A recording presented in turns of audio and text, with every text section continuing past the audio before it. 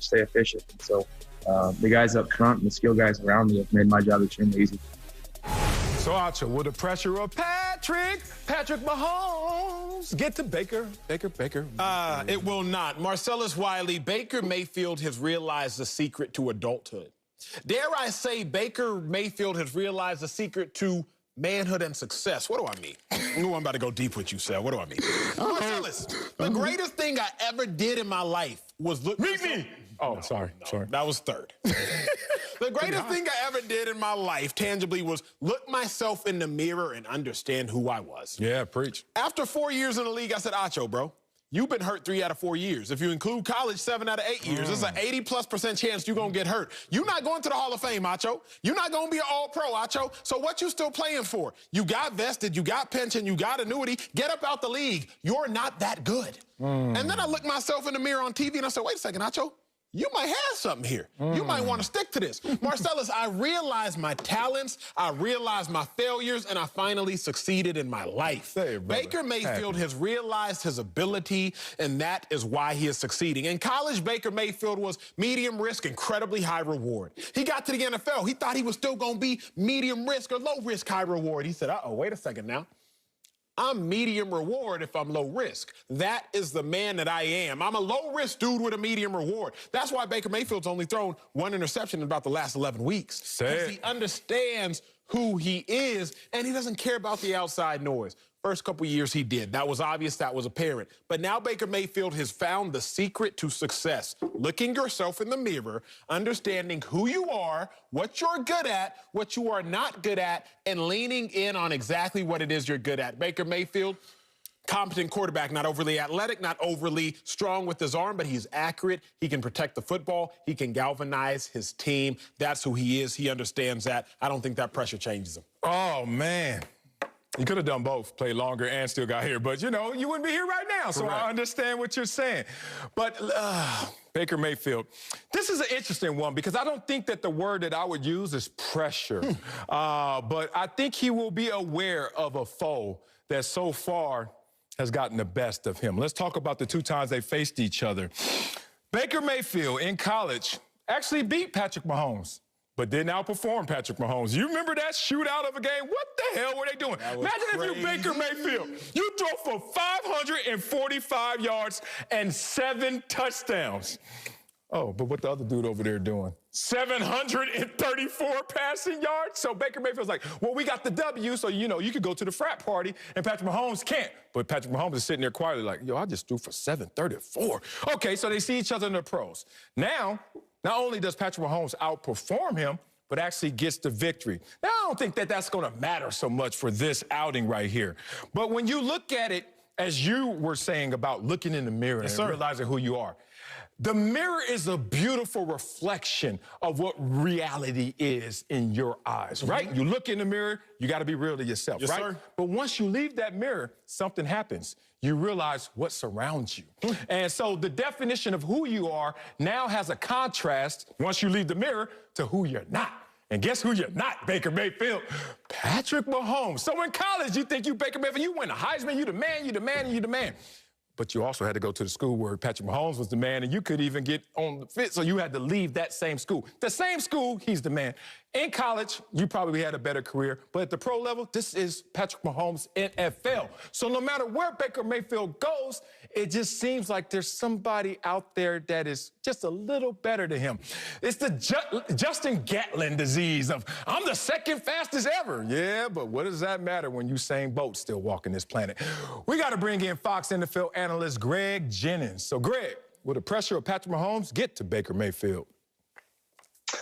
No, the pressure won't get to Baker. It obviously have gotten to Acho because he just gave up on the wars of dress code. I mean, what is that? No, I don't even gotta try, G. I'm not going to even go there. Get him, G. I'm not going to even go there. You look like you behind the cubicle. No knock to those who sit behind the cubicle, but that's what you look like right now. They don't dress well. But anyway, Baker Mayfield, he's not going to succumb to the pressure because of what he said. And Acho, I love your point, but Baker has others, and he realizes the impact of those others. And when you think about water and pressure, when it's built up, it's going to find the path of least resistance. Baker Mayfield's path of least resistance is turning around, handing the ball off to Nick Chubb, Kareem Hunt, and letting them boys run through what is not a very good run defense in Kansas City across from him. So that's the path of least resistance. If you keep that guy that you alluded to, Marcellus, that you know in your heart of hearts, he got me. If I go head to head with him, he gonna do a little bit more. I can't do that. So how can I eliminate his opportunities? I keep the ball out of his hand. So if we stay within what we do best, it's not featuring me. It's me being kind of second fiddle, maybe even third fiddle, because you got Kareem Hunt, then you got Nick Chubb, or you got Nick Chubb, then Kareem Hunt, then you go to Baker Mayfield. It's nowhere near Baker Mayfield first. Yep, I agree with that wholeheartedly. I'm going to piggyback on what you had to say, G, because look at the last 2 weeks. That's the most pressure Baker Mayfield's faced in the NFL. You got to beat the Steelers to make it into the playoffs, and then you have to beat the Steelers in the playoffs. You play their JV team, as some like to call it, then you play the varsity team. Now, to get into the playoffs, Baker Mayfield, he was Baker Mayfield. 63% completion percentage, 1 touchdown, no interceptions. That's who he is. Then in the playoffs, he was Baker Mayfield. 62% completion percentage, 3 touchdowns, but more importantly, no interceptions. In the games, the 2 biggest pressure games Baker Mayfield has faced in his NFL career, he didn't waver. He didn't change. He didn't flinch. But to Greg's point, and this is a point everybody has to realize, Patrick Mahomes has lost 9 games in his NFL career. He's been beat by 9 teams. In those games, the opposing team has averaged 166 yards on the ground. The way to beat Patrick Mahomes, hold on to the ball and run the football. The Cleveland Browns, they average 140 or so rushing yards per game. Kareem Hunt, Nick Chubb average 173 scrimmage yards. So if the road to success to beating the Chiefs is running the ball, Baker knows that.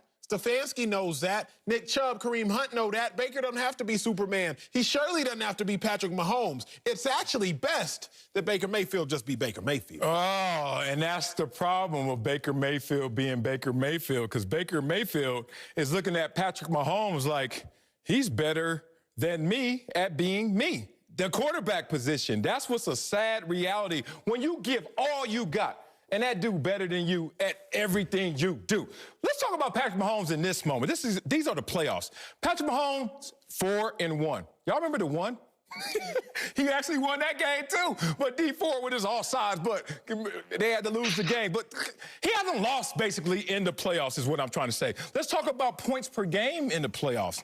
Starting quarterbacks in the Super Bowl era. I wonder who's number 1. Patrick Mahomes. Oh, so Baker Mayfield's sitting there like, yo, he gonna put up points, and the brother really ain't lost a game in the playoffs yet.